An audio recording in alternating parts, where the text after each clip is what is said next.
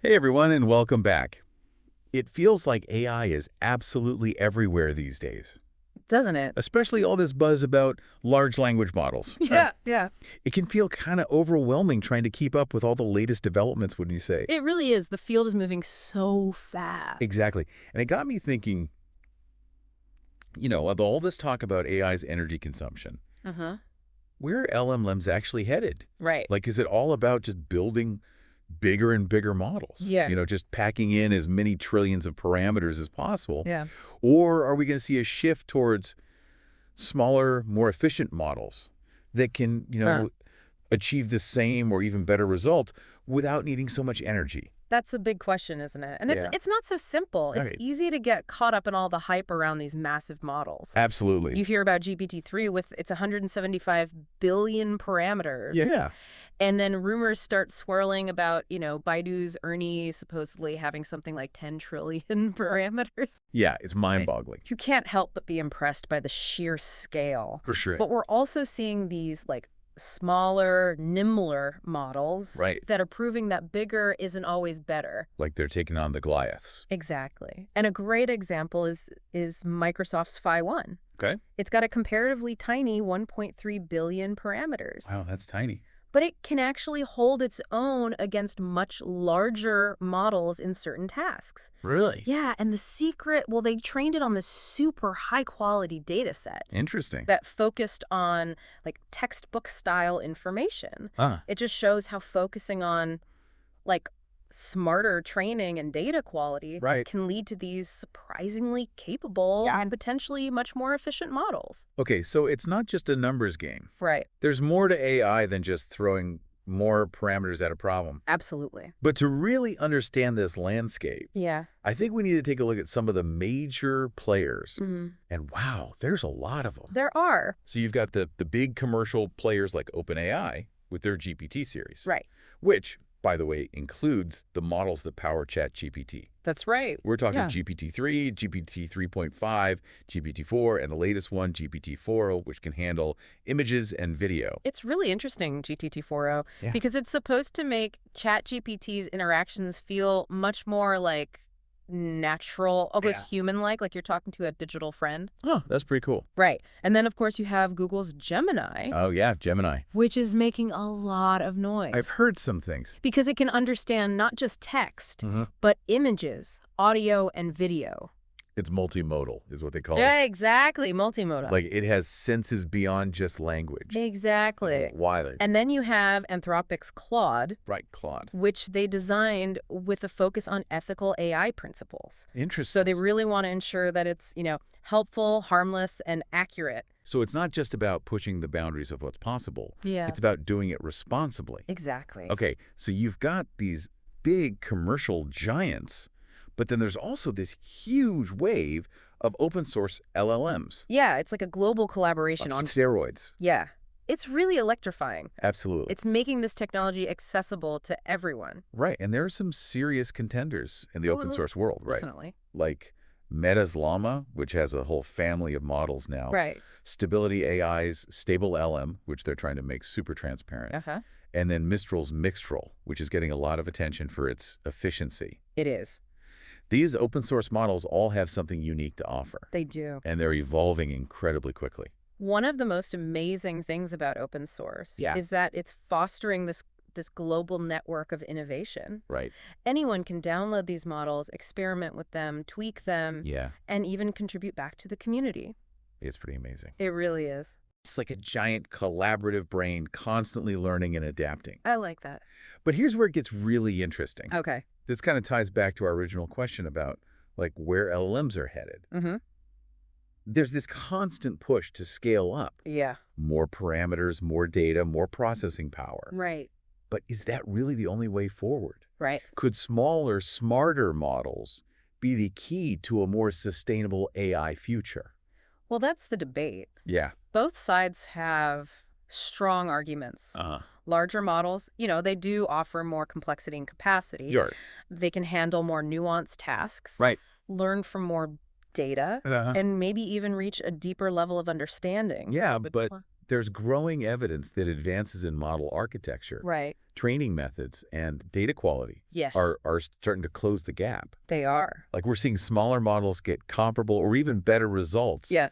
than their bigger counterparts, but with way fewer resources. And it's not just about energy consumption. It's also about accessibility. Oh, interesting. Smaller models can run on less powerful hardware, Boom. which means they can be used by more researchers and developers. So it's like we're at a crossroads. Yeah. Do we go down the road of just brute force scale, Right. or do we take the path of elegance and efficiency? Exactly. Both are tempting, but the choice we make now will have a huge impact on the future of AI. Absolutely. And to help us navigate this crossroads, Yeah. we got to look at how these different approaches actually perform. Right. That's where benchmarks come in. Benchmarks are like the proving grounds for LLMs. Okay. We get to see which models excel at different tasks, I like that. and we start to understand the trade-offs between size and efficiency.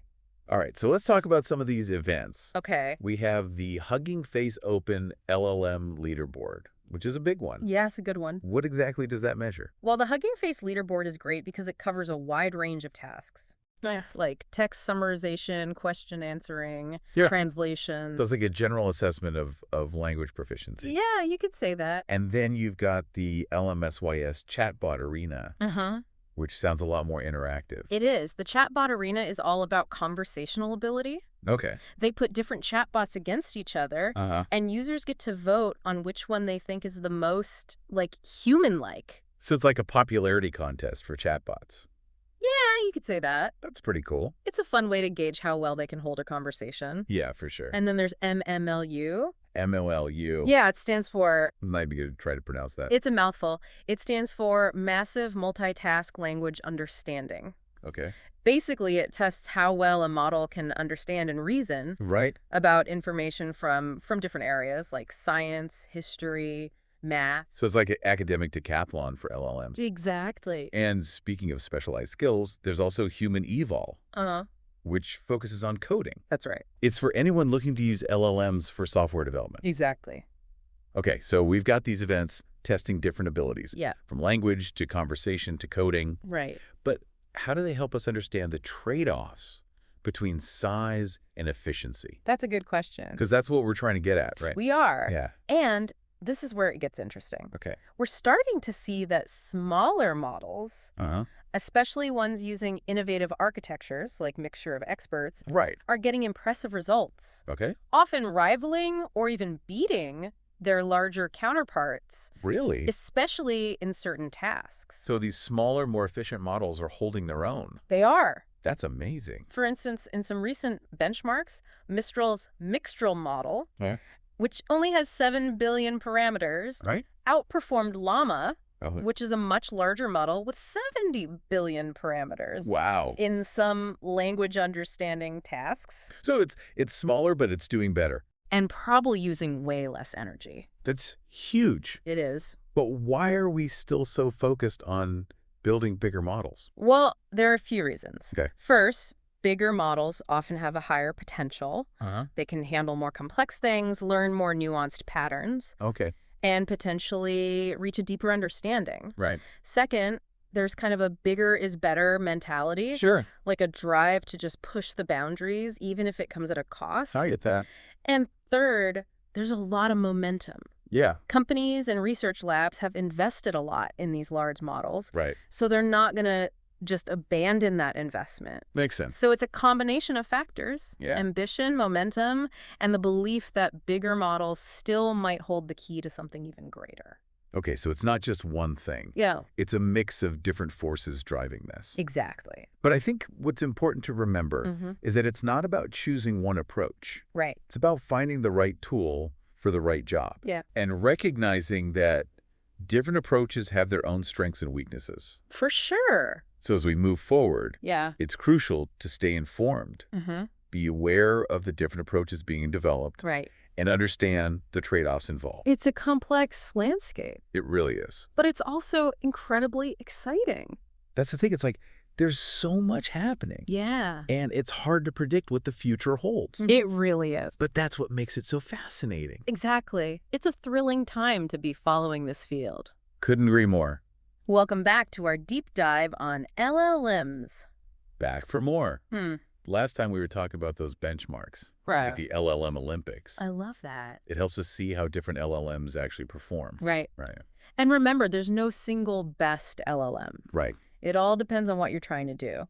Different models for different jobs. It's like a decathlon for AI. Okay, so let's break down some of these events. We've got the Hugging Face Open LLM Leaderboard, which is a popular one. What does it actually measure? Well, the Hugging Face Leaderboard is a great place to start because it covers so many different tasks. Okay. Like, text summarization, question answering, translation. Right. It gives you a good overall sense of a model's strengths and weaknesses. So it's like a general assessment of how well it understands language. Yeah, exactly. And then we have the LMSYS chatbot arena. Oh, yeah, the chatbot arena. Which sounds a lot more interactive. It's all about how well a model can actually hold a conversation. Oh, interesting. They pit different chatbots against each other. Uh-huh. And users get to vote on which one they think is the most human-like and engaging. It's like a popularity contest for chatbots. In a way, yeah. That's fun. It's a great way to see how well they can, connect with people. And then we've got MMLU. MMLU. Yeah, I'm not even going to try to say what that stands for. Don't worry, it's a mouthful. It stands for Massive Multitask Language Understanding. Okay, that makes sense. It's basically testing how well a model can understand and reason about information from different domains. Like different subject areas? Exactly. Like science, history, math. Oh, wow. So it's like a really broad test of knowledge. It's like an academic decathlon for LLMs. Exactly. And then for something more specific, we have Human Evol, which focuses on coding. Right. That's a key one for anyone interested in using LLMs for software development. So it basically tests how well a model can write code. Yeah, it gives them coding problems and then evaluates how accurate and efficient their solutions are. Okay, so we've got all these different events testing different things. But how do these benchmarks actually help us understand the trade-offs between, size and efficiency? That's a great question. And that's where it starts to get really interesting. Okay, I'm listening. When you look at the results of these benchmarks, we're starting to see that smaller models, especially the ones using those innovative architectures like Mixture of Experts, they're getting really impressive results. Okay. Often they're rivaling or even beating the larger models. Really? Yeah, especially in certain tasks. So the smaller, more efficient models are actually holding their own. They are. That's pretty amazing. For example, in some recent benchmarks, Mistral's Mistral model, which has 7 billion parameters, actually outperformed LLaMA. Which is a much larger model, right? Exactly. Right. LLaMA has 70 billion parameters. Wow, that's a big difference. And it's not just about the results. Right. That smaller model is probably using way less energy, too. So it's a win-win. It really is. But then, if smaller models are getting so good, why are we still so obsessed with making these massive models? It's a good question. There are a few reasons, I think. Okay, let's hear them. First, those bigger models, they often have a higher potential. Right. They can handle more complex tasks, learn more nuanced patterns, and potentially reach a deeper level of understanding. So they have the potential to be even smarter. But they just require a ton of resources and energy. And second, there's still that bigger is better mentality. Yeah? Like there's a drive to just push the boundaries. The human urge to see how far we can go. Exactly. Even if it comes at a cost. I get that. And third, there's just a lot of momentum. Okay. Companies and labs have invested so much in building these large models. They've built their whole infrastructure around it. Exactly. They're not going to just abandon that overnight. That makes sense. So it's a mix of things. Right. Ambition, momentum, and the belief that bigger models might still hold the key to unlocking something even greater. It's like we're still exploring, trying to figure out the best path forward. Exactly. And it's an exciting time to be a part of it. Absolutely. But I think what's important to remember is that it's not about picking one approach over the other. Yeah. It's about recognizing that different approaches have different strengths and weaknesses. Right. We need to be smart about how we use these different tools. Exactly. It's about finding the right tool for the job. And as we move forward in this field, yeah, it's crucial to stay informed and be aware of all the different approaches. Absolutely. Things are changing so quickly. It's hard to keep up sometimes. It really is. But that's also what makes it so fascinating. Couldn't agree more. There's always something new to learn and explore. And we're back for the final part of our deep dive into LLMs. We've covered so much ground already. We have. From those smaller, more efficient models to all the work being done to make AI more energy friendly. Right. But before we wrap things up, Yeah. there's one more crucial piece we need to talk about. Absolutely. The human side of the equation. We can't forget about that. Right. Because AI is a tool. Yeah. And like any tool, it can be used for good or for, not so good. Right. So let's talk about the ethics of LLMs. Okay. What are some of the potential risks and challenges we need to be thinking about? Well, one of the biggest concerns is bias. Yeah. These models are trained on massive data sets. And if those data sets reflect existing biases in society, right, the models can learn and perpetuate those biases. Oh, that's a problem. It is. Especially in areas like hiring or lending. Exactly. Even criminal justice. That's kind of scary. It is a serious concern. Yeah, it's like those biased algorithms we've seen in the news. Right. We definitely don't want that happening with LLMs. And it's not always intentional bias. What do you mean? Well, even if the people creating these models have good intentions, unconscious biases can still creep into the data. Oh, I see. And influence how the model behaves. No. All right? So it's like, even if you're trying to be fair, yeah, there could still be hidden biases lurking in the data. Exactly. It's tricky. It is a complex problem. So what can we do about it? Well, there's no easy solution. Right. But there's a lot of research being done. Okay. One approach is to carefully curate the data sets. Like, make sure they're as unbiased as possible. Yeah. Exactly. And audit them regularly. Okay. Another approach is to develop techniques to debias the models themselves. So, like, fix the models if they start showing bias. Right. And I guess it's also important to involve diverse perspectives. Absolutely. The more diverse the team building and using these models, the less likely they are to be biased. Okay, so it's about being proactive. Exactly. Acknowledge that bias exists. Right. And take steps to address it. From the very beginning. Throughout the whole process. All right, so that's bias. Mm-hmm. What other ethical concerns are there? Well, transparency is another big one. Transparency? Yeah, as these models become more complex and more integrated into our lives, it's important that we understand how they work. Sure, but isn't that hard? It can be. I mean, even experts have trouble understanding these models sometimes. It's true. They can be very complex. Right. But there's a growing movement for more transparency and explainability in AI. So trying to make these models easier to understand. Exactly. Okay. Researchers are developing techniques to make them more interpretable. Like opening up the black box. Yeah, kinda. Giving us a peek into how they make decisions. That would be helpful. It would. It would definitely help build trust. To make it easier to spot and fix any problems. Right, because if you don't know how something works, you can't really trust it, can you? Exactly. Okay, so we've talked about bias. We've talked about transparency. Right. What else is there? Well, accountability is a big one. Accountability? Yeah, like who's responsible when an LLM makes a mistake? Oh, that's a good question. Or causes harm. Is it the developers? Possibly. The users? Maybe. The companies deploying the model? It could be any of them. That's tough. It is a complex question. It's like trying to figure out who's at fault when a self-driving car crashes. Exactly.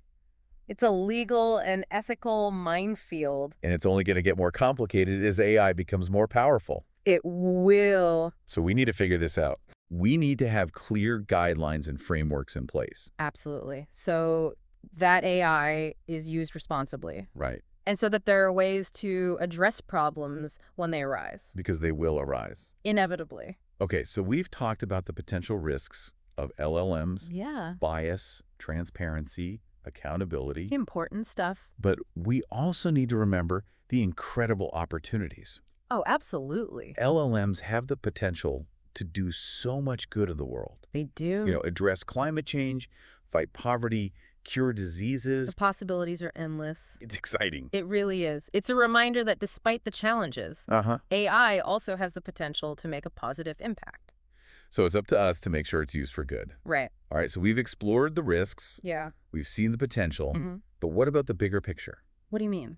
Like, how will LLMs change society as a whole? Ah, the big question. How will they affect work, education, our relationship? Well, that's something people will be debating for years to come. I'm sure. But there's no doubt LLMs will have a profound impact. On everything. Pretty much. Let's start with work. Yeah.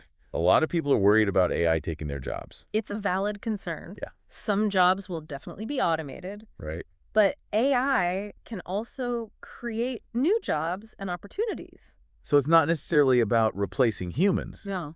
but about humans and AI working together. Exactly.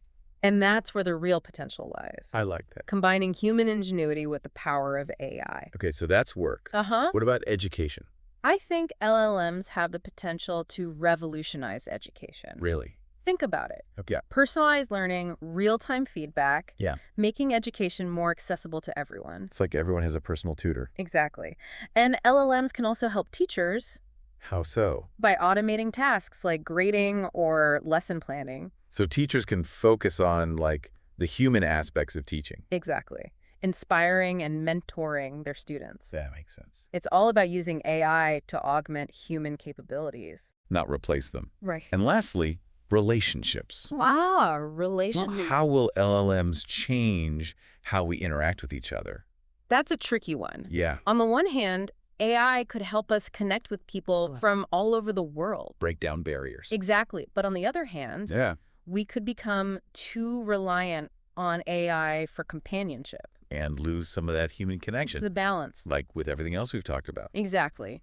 We need to be mindful of the risks, but also embrace the opportunities. Okay, so we've covered a lot in this deep dive. We have. From the technical details of LLMs to the ethical implications. And the potential impact on society. It's been an incredible journey. It has. And I hope you've all enjoyed listening. I've enjoyed talking about it. But remember, the future of AI is not set in stone. Right. It's something we're all shaping together. Through our choices? And our actions. Let's make sure we use AI for good. Yeah. To build a better world for everyone. That's what it's all about. It is. Thanks for joining us on this deep dive. It's been a pleasure. Until next time, keep exploring, keep questioning, and keep pushing the boundaries. And remember, the future is what we make it.